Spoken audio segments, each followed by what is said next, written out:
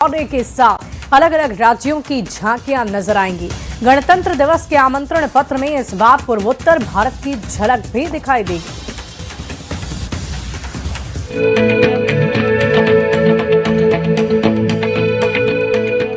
इस बार गणतंत्र दिवस पर एट होम रिसेप्शन का निमंत्रण पत्र बेहद खास है। ये सिर्फ एक औपचारिक निमंत्रण नहीं है, बल्कि ये भारत के पूर्वोत्तर क्षेत्र की सांस्कृतिक चेतना, पारंपरिक ज्ञान और कलात्मक विरासत का जीवन दस्तावेज बनकर सामने आया है। अष्टलक्ष्मी के नाम से पहचाने जाने वाले पूर्वोत्तर भारत की 8 राज्यों की पहचान, परंपरा और प्रकृति से जुड़ा जीवन इस आमंत्रण पत्र के हर हिस्से में झलकता है। आमंत्रण पत्र को इस तरह से डिजाइन किया गया है कि जैसे ही ये खुलता है तो उसमें पूर्वोत्तर भारत की सांस्कृतिक विरासत देखने को मिलती है। राष्ट्रपति भवन की तरफ से जो खास लोगों को गणतंत्र दिवस समारोह के लिए जो आमंत्रण पत्र भेजा जाता है, इस साल वो आमंत्रण पत्र बहुत खास है।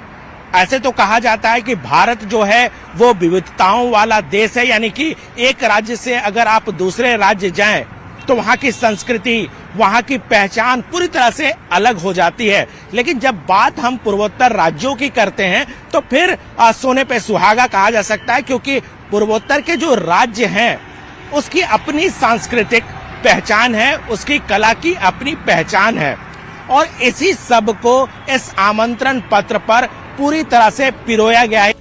ये इनविटेशन भारत के उत्तर पूर्वी क्षेत्र की समृद्ध कला विरासत को खूबसूरती से दिखाता है, जो कई पीढ़ियों से चली आ रही है।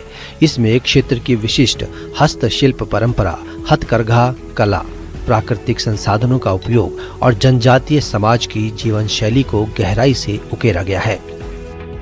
आमंत्रण पत्र को इस तरह से डिजाइन किया गया है, जैसे ही इसे कोई खोलता है तो लगता है कि पूर्वोत्तर राज्यों के सांस्कृतिक यात्रा में वो निकल गया है।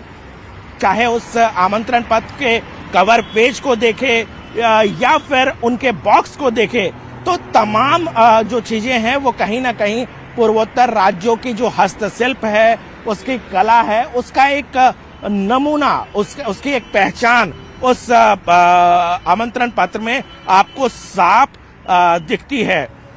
जो उसका बॉक्स है वो बांस का बना हुआ, और बांस कहीं ना कहीं पूर्वोत्तर राज्यों की एक पहचान के तौर पर देखा जाता है। पूर्वोत्तर भारत में हथकरघा बुनाई केवल वस्त्र निर्माण की प्रक्रिया नहीं, बल्कि जीवन का अभिन्न हिस्सा है।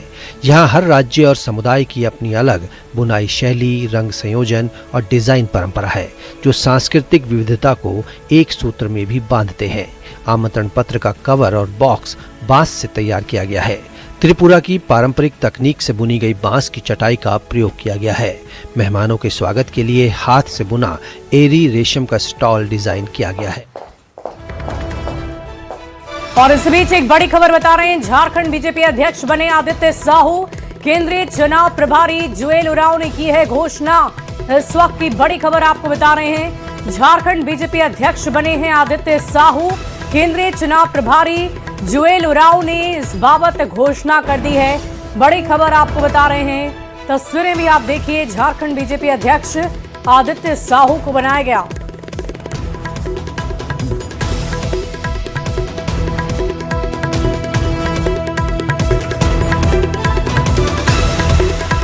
तो झारखंड बीजेपी अध्यक्ष बनाए गए हैं और जुएल उरांव ने इस बाबत घोषणा भी कर दी है। केंद्रीय चुनाव प्रभारी जुएल उरांव ने घोषणा की है, आदित्य साहू को झारखंड बीजेपी का अध्यक्ष बनाया गया है। इस वक्त ये बड़ी खबर आपको बता रहे हैं, झारखंड बीजेपी अध्यक्ष आदित्य साहू बनाए गए हैं। ये बड़ी खबर आपको बता रहे हैं, झारखंड बीजेपी अध्यक्ष बने हैं आदित्य साहू।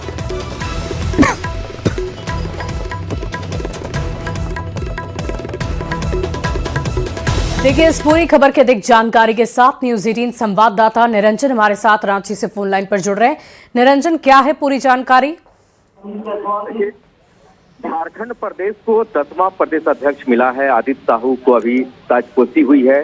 केंद्रीय चुनाव अधिकारी जुएल उरांव उन्हें ताजपोशी की है।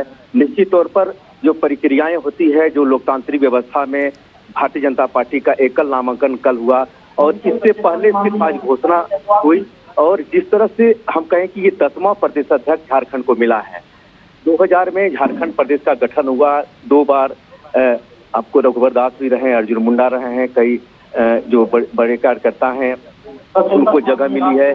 लेकिन आज जिस तरह से हम कहें तो कयास कई दिनों से लगाए जा रहे थे कि जब कार्यकारी अध्यक्ष उन्हें बनाया गया था, उसी दिन से ये तय था कि अगला प्रदेश अध्यक्ष आदित्य साहू होंगे। चूंकि इसलिए कि नेता प्रतिपक्ष है, तो ये बीजेपी में व्यवस्था है कि एक व्यक्ति के पास 2 पद नहीं रह सकता है, तो नेता प्रतिपक्ष हैं। और आज जबकि आदित्य साहू को विधिवत घोषणा हो गई है, अब देखना यह है कि जो राष्ट्रीय अध्यक्ष 20 तारीख को चुनाव होना है, इसके साथ ही 21 जो राष्ट्रीय परिषद के सदस्य हैं उनका भी चुनाव हुआ है, उनकी भी घोषणा हुई है। कई वरिष्ठ जो कार्यकर्ता हैं, कई पदों पर रहे हैं, केंद्रीय मंत्री इसमें अर्जुन मुंडा हैं, करिया मुंडा हैं, रघुवर दास हैं, अर्जुन मुंडा हैं, दीपक प्रकाश हैं, भानु प्रताप शाही हैं, गीता कोड़ा हैं, इस सभी को राष्ट्रीय परिषद का सदस्य बनाया गया है। निश्चित तौर पर जिस तरह से ये कयास लगाए रहे थे उस पर आज विराम लग गया है। अब देखना यह है कि यहाँ से जो प्रदेश का संगठन है, क्योंकि ये जो संगठन पर्व है भारतीय जनता पार्टी का, वह 2 साल पहले से चल रहा है, आज उसकी समाप्ति हुई है। इसके साथ ही प्रदेश अध्यक्ष का औपचारिक ऐलान भी हो चुका है। अब देखना यह है कि जिस तरह से संगठन को लेकर के जिला अध्यक्ष, मंडल अध्यक्ष, बूथ अध्यक्ष की घोषणा इससे पहले भी हुई थी, अब कितनी मजबूती के साथ जो वर्तमान सरकार है, झारखंड सरकार है, उसके साथ सड़क से लेकर सदन तक मजबूती के साथ कर सकती है। अब देखना यह है कि आदित्य साहू अपने कार्यकर्ताओं को लेकर किस तरह से साथ में चलते हैं, ये वक्त ही बताएगा। लेकिन जहां तक इससे पहले जो प्रदेश अध्यक्ष थे बाबूलाल मरांडी का, उनका भी कार्यकाल अच्छा रहा और नेता प्रतिपक्ष भी रहे, उनके भी कार्यकाल में कई सौगातें हुई, 2 चुनाव हुए उनके कार्यकाल में, लोकसभा का चुनाव हुआ, विधानसभा का चुनाव हुआ, कहीं न कहीं 3 वाकई देखने वाली बात होगी कि अब आदित्य साहू अपनी जिम्मेदारी को कैसे संभालते हैं और कैसे बीजेपी में बड़े बदलाव लेकर आते हैं। बहुत बहुत शुक्रिया आपका हमारे साथ जुड़ने के लिए, तमाम जानकारी के लिए निरंजन। और देखिए, डॉक्टर रिजवान के डॉक्टर शाहीन से भी तार जुड़े हुए हैं, कई और खुलासे भी हुए हैं। आपको दिखाते हैं कि कैसे धर्मांतरण गैंग के तार दिल्ली धमाकों की आरोपी शाहीन से जुड़ा हुआ है।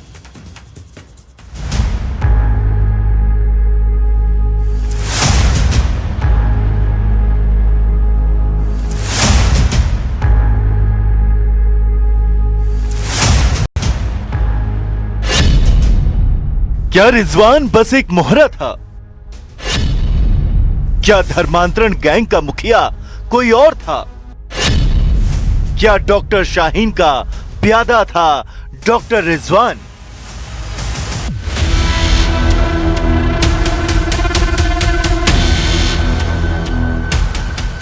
यूपी के केजीएमयू कांड से जुड़े ये सवाल चौंकाते हैं, क्योंकि इस कांड के आरोपी डॉक्टर रिजवान के तार आतंकी डॉक्टर शाहीन से जुड़ रहे हैं। सूत्र बता रहे हैं कि डॉक्टर रिजवान डॉक्टर शाहीन का करीबी था। दिल्ली धमाके के बाद मैडम सर्जन कही जाने वाली डॉक्टर शाहीन के काले कारनामे का चिट्ठा खुल गया था।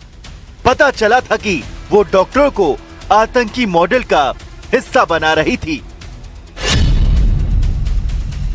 और अब ये खबर आ रही है कि शाहीन केजीएमयू कांड के आरोपी डॉक्टर रिजवान को जानती थी।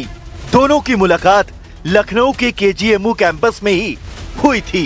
सूत्र बता रहे हैं कि यूपी एटीएस ने इस बात की पूरी जानकारी स्थानीय पुलिस से मांगी है, क्योंकि खबर मिली है कि केजीएमयू में जिहाद का एजेंडा चलाया जा रहा था। इसी वजह से माना जा रहा है कि जैसे जैसे जांच आगे बढ़ेगी, गिरफ्तारियां बढ़ सकती हैं।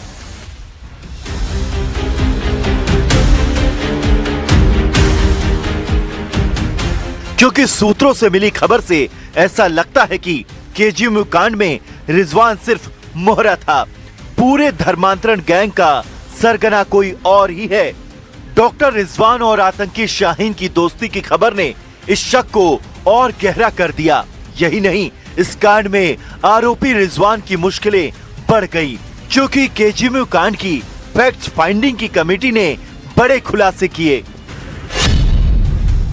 सूत्र बताते हैं कि केजीएमयू फैक्ट फाइंडिंग कमेटी की बैठक में सभी अधिकारी सहमत थे कि डॉक्टर रिजवान गलत था।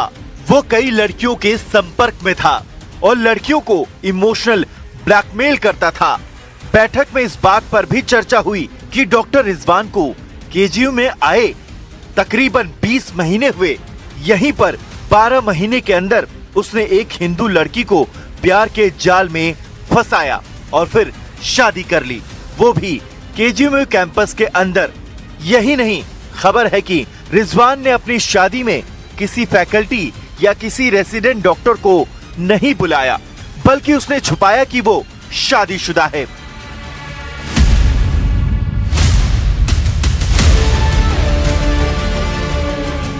यही बड़ी वजह रही कि पीड़ित रेसिडेंट डॉक्टर को ये जानकारी नहीं मिली कि आरोपी डॉक्टर रिजवान शादीशुदा है।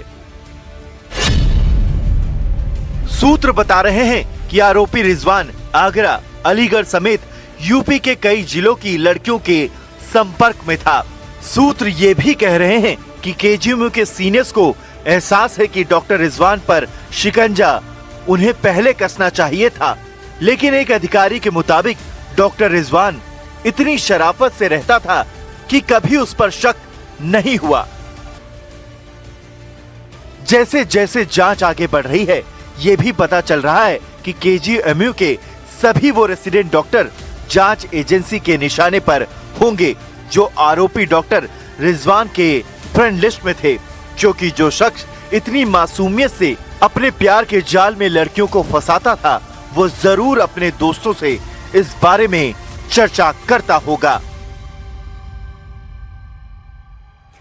देखिए, कनाडा में भारतीय गैंगस्टर्स के बीच वर्चस्व की होड़ सी लगी है। कल लॉरेंस गैंग ने फायरिंग की जिम्मेदारी ली, तो आज रोहित गोदारा गैंग ने 2 जगह पर फायरिंग की जिम्मेदारी ली।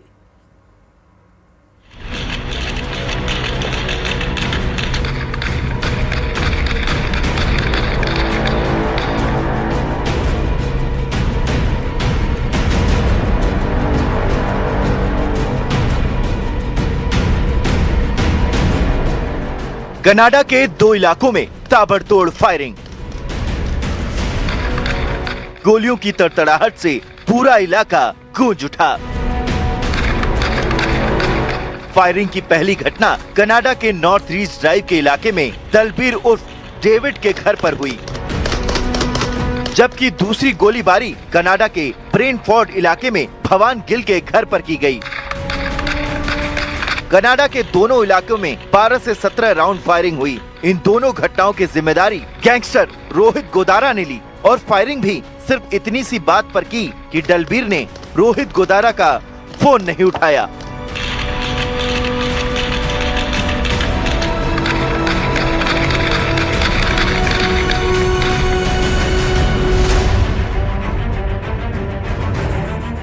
सोशल मीडिया पर महेंद्र दिलाना नाम के शख्स ने एक पोस्ट में लिखा कि हमने फोन किया तो इन्होंने हमारे कॉल को इग्नोर किया, इसलिए ये तो सिर्फ एक ट्रेलर दिखाया है। अगर 24 घंटे में रिप्लाई नहीं आया तो अगली बार गोली घर पर नहीं छाती पर चलेगी। और जितने भी हैं कान खोल कर सुन लेना, जो भी हमारे फोन को इग्नोर करेगा उसका वो हाल करेंगे कि उसकी 7 पीढ़ियां याद रखेंगी। हम जिन लोगों को फोन करते हैं वो ये ना समझें कि हम भूल गए, सबके पास पहुंचेंगे। टाइम लग सकता है लेकिन सबका नंबर आएगा।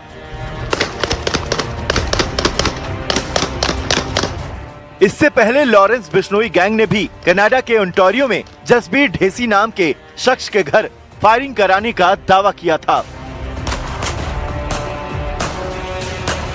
वीडियो शेयर करते हुए लॉरेंस गैंग के सदस्य गोल्डी ढिल्लो ने भी लिखा था कि ये जसबीर ढेसी हमारे विरोधियों का साथ देता था, जो भी हमारे खिलाफ जाएगा उसका यही हाल होगा। पिछले 24 घंटों में फायरिंग की ये दूसरी बड़ी घटना है। हालांकि ये गैंगवार नहीं, लेकिन दोनों ही एक दूसरे के जानी दुश्मन हैं।